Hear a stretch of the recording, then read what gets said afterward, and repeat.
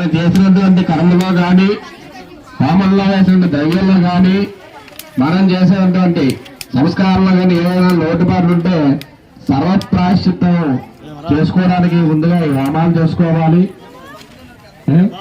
అవన్నీ కూడా చేసుకుని ఇప్పుడు ముహూర్తానికి ముందు శిఖ ప్రతిష్టాపన మహోత్సవం మరి కొంచెం టైం అయిపోతుంది, 8:30 అయిపోయింది కాబట్టి కొంత ప్రతిష్టా కార్యక్రమం చేసుకుని అమ్మవారి యొక్క ప్రతిష్ట చేసుకుని తర్వాత సంపూర్ణంగా పూర్ణాతి కార్యక్రమం జరుగుతుంది.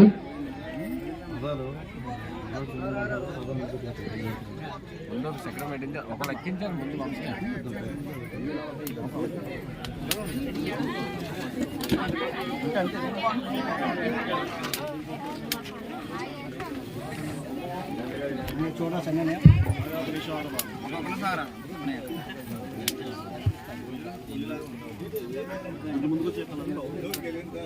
అదే కొద్దిమంది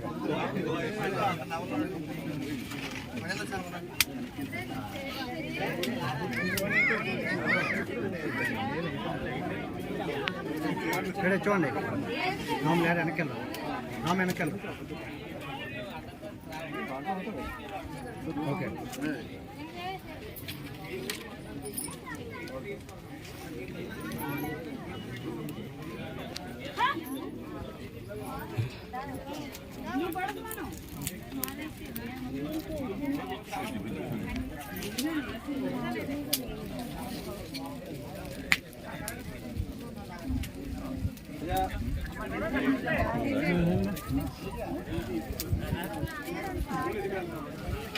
అమ్మా నెయ్యి ఎవరు నెయ్యి నెయ్యి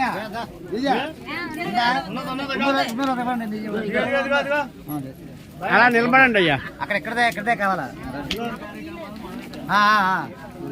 ఇంకా ఉంటేమండి నెయ్యి ఒక ఇవ్వండి ఇంకో ప్యాకెట్ ఇంకో ప్యాకెట్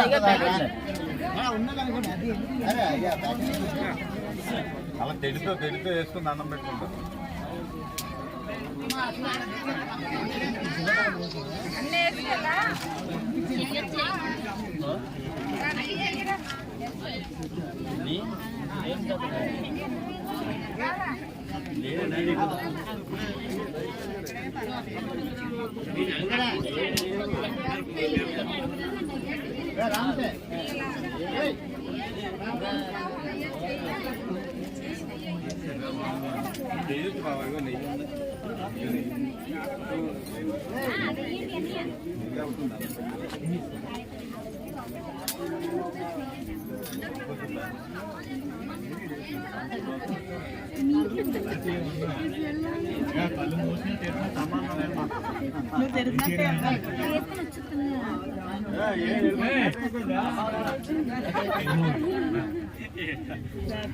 అదే డబ్బులు ఇచ్చిన అటే వెళ్ళిపోతాను.